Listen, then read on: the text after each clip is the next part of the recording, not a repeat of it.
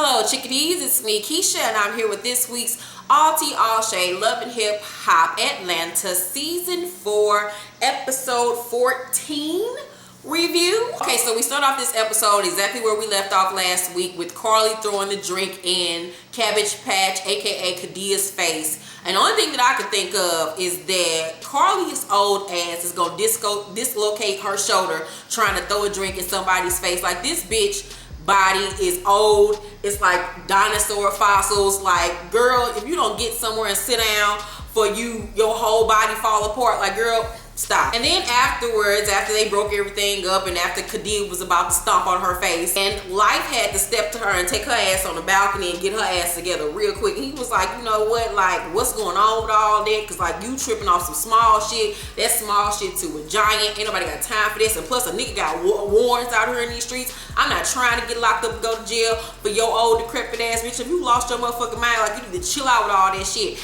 And she was just sitting there like, yeah, I understand, daddy. Like, I'm wrong. I'm sorry. And in that scene, I was like, I ain't never looked at Life like that. But him and his dented ass face can get it. Like, it was his voice and the way he just shut that shit down immediately. And I was like, hey, how you doing, Life? Shit, I don't like your music, but hey, how you doing? So Margo goes to meet up with the boss bitch, the baddest bitch, the Puerto Rican motherfucking princess, Joseline. And so the camera pans in on Joseline sitting like a boss with her weave snatched together. The face was beat. She had on a good old BB's dress. I mean, the bitch was giving us body face in her for days, and I was here for it because that bitch was snatched in that scene. And so her and Margo have a discussion, and Margo confronts her about whether or not she knew about Stevie J setting her up with this fake ass magazine shoot. And Joseline was like, yeah, girl, I knew. I'm trying to get you a gig. I'm trying to get you some coins in your pocket. Like, you need to be happy somebody helping you. And Margo's like, I don't need y'all to help me. I don't need shit from y'all. I'm good. And Joseline was like, it seems to me like the only help you want is from Nico. That's the only nigga name you always bringing up. And she's like, no, it ain't. That ain't the only thing that I bring up. You and your husband are fucking crazy. I just want y'all to leave me alone. And at that point, Joseline had it. Because Joseline looking at her like, bitch, I'm trying to help you and yo bum ass the fuck out. And Joseline was like, you know what? Go get me a drink. Go get me a drink. Because that's what your ass is. You a motherfucking bartender. You a bartender back in Brooklyn. That's what you want. You go get me a drink. Go fix me a drink. Come suck my pussy, bitch. And I was like, God damn, Joseline. You just go straight to the jugular with your shit. You don't even give a bitch a chance to breathe. Like, God damn, girl. And Margo steady on some, I want 10 G's for my photo shoot. Nothing less. And Joseline said to her, girl, ain't nobody paying your old ass no motherfucking 10 G's, bitch. Ain't nobody giving you 10 G's. You better take this drink, go fix me another one. It was like, Joseline's a fucking idiot. Cabbage Patch goes to the studio to confront Jock about him telling Footface Cena about her pregnancy scare. Okay, bitch, if you was pregnant, I was pregnant. And Lord knows if I get pregnant, it's by immaculate conception. Jesus would have had the nut up of me in order for me to get pregnant. I'm going to hell. Forgive me, Father. So Jock was like, yeah, I was wrong for telling her. I mean, but damn, like, shit, my bad. I should have kept my mouth shut, but damn, my bad. She was like, you know what? I'm tired of you going to running your mouth to your hoes about me. I'm done fucking with you. And so Jock was like, you know what? I'm tired of you threatening me every time we get into it and telling me you done with me, man. Fuck you. Fuck you. I don't want to be with your ass no more. And she was like, oh, really? Fuck me. That's how you talk to me. That's how you talk to the head mistress in short. That's how you talk to your sugar mama. Your ass is cut off. And he was like, you know what? You the one that decided to take your dumb ass down there and get a drink poured in your face. And I died when he called her ass dumb.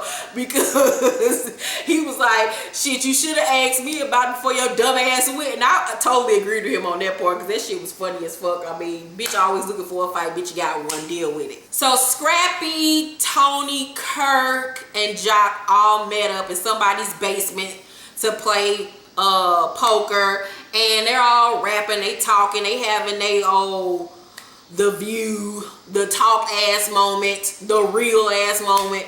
And Tony ass was sitting up there looking like Black Jesus and shit. I'm like, where's this nigga going with all this hair? Like, I know his face stink. Like, nigga, cut that shit. And Scrappy sitting up there telling him, I'm trying to be Obama. I'm trying to only be with one woman. I was like, this ghetto nigga here, I cannot stand Scrappy.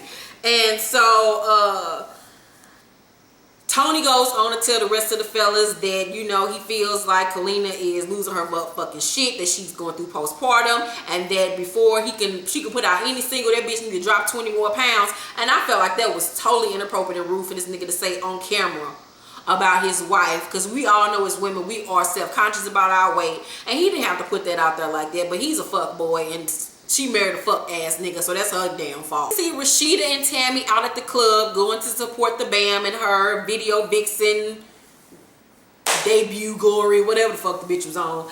And as soon as Rashida walked in, Rashida just had the look on her face like she was ready to tell. Like this bitch was just ready for something for her to see something so she could be able to run back and tell somebody something. I just cannot stand her little mousetrap looking ass. And as soon as the music video comes on, Rashida and Tammy all on some, oh, you see that shit? They just a kissing and shit. Oh, God, girl. I want to Scrap know about this. Girl, no, he don't know about it, girl. She ain't want him to know about it.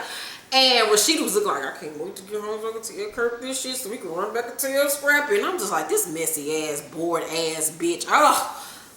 And so in the Bam's commentary, she basically states that she feels like in the 2 years that her and Scrappy have been together, that the Scrappy has not done anything for her, and that Loudy has done more for her in like the past 5 minutes than Scrappy ever has. And then that just reminded me that although I like the Bam, she's cute, she has some good one-liners here and there, and her body is to die for. The bitch is still a hoe. Let's not forget how she debuted on this show by being in the hot tub with a whole bunch of other bitches trying to fuck and suck on niggas that had women, and that's just what she do. She trying to get in where she motherfucker fit in. I feel like she got with Scrappy because she thought he was gonna be able to help her rap career, help her shimmer, and the nigga ain't did shit, and so she trying to go on to the next up and coming rapper or whatever to get her shine on. I'm like, girl, you in this rap career, if you don't get somewhere to sit down, continue to sell them extensions that you sell online and them teeth whitening kits and shit, girl, just get somewhere and sit down. Your rap career ain't gonna never kick off. So as we expected,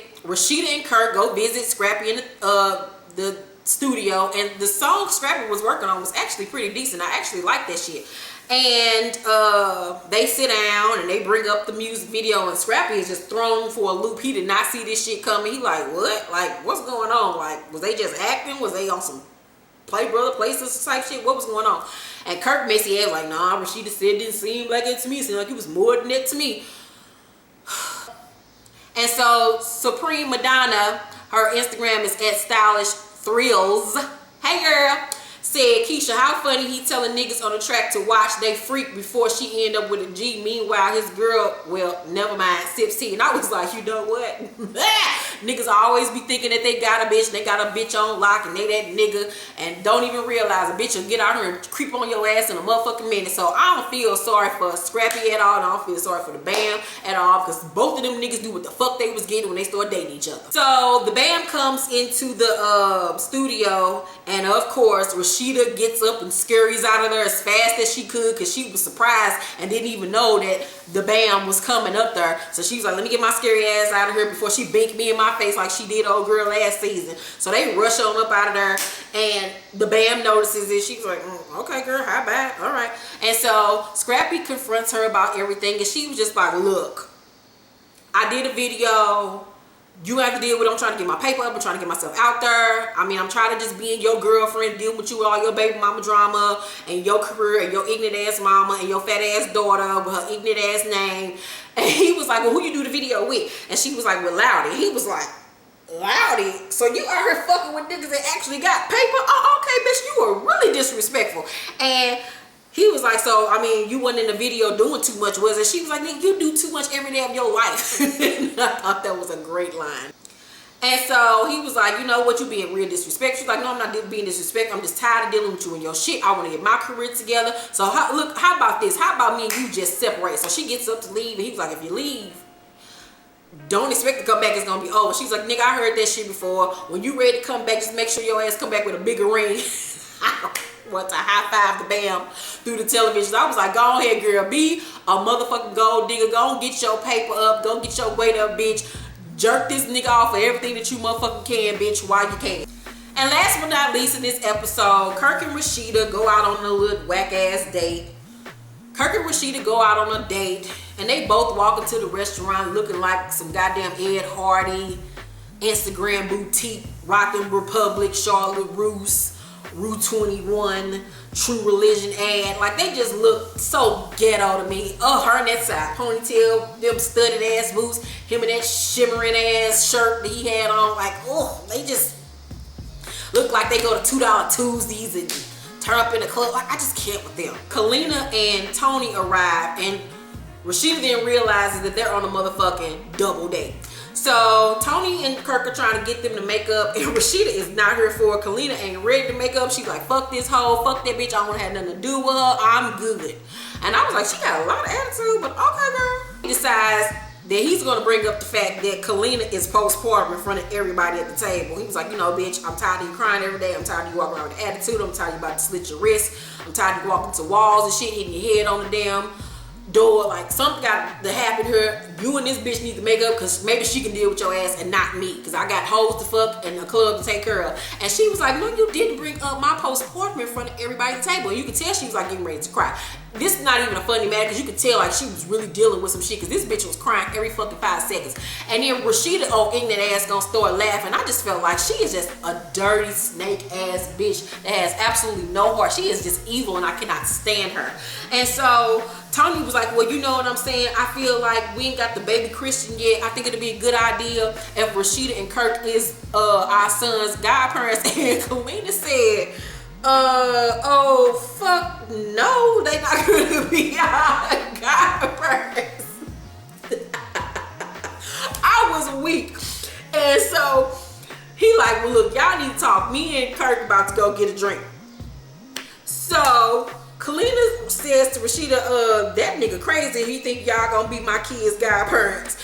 And Rashida is just dying laughing. She don't even know what to say at this point, because that bitch, you know, she low-key scary and she don't want to get punched in the mouth. And so Kalina was like, I mean, bitch, you can sit up there and laugh, act like you on your high horse, like you that shit, you new money, bitch. But okay, continue on with that bullshit. I still don't like your ass. I don't want to have shit to do with you. And they get to going back and forth, and they get to comparing who's whacker than who. And I'm like, both of you bitches is whack. Nobody fucks with either one of y'all, but okay. And then at the end of that argument, Rashida says to her, I mean, you gonna continue to be the other girl, continue to be that side bitch. And Kalina goes to fuck off and throws a drink in her face. She's like, bitch, I ain't never been the other girl. I ain't never been the side bitch. Well, I have a hard time believing that, because Tony has like 9 kids, bitch. And I'm pretty sure when y'all met, you was the other bitch at some point. So, I don't know about that. So, that was my review of tonight's show. If you have not seen my Power Season 2 Episode 7 review, please watch after this. I also have a 99 questions tag video up and a first date night makeup tutorial. I think I'm gonna start filming down here in my all tea all shades, because I just like this background in my living room. I want to switch it up and give you all something new. How about that? But thank you all so much for watching. I love you all, and have a great night. Bye.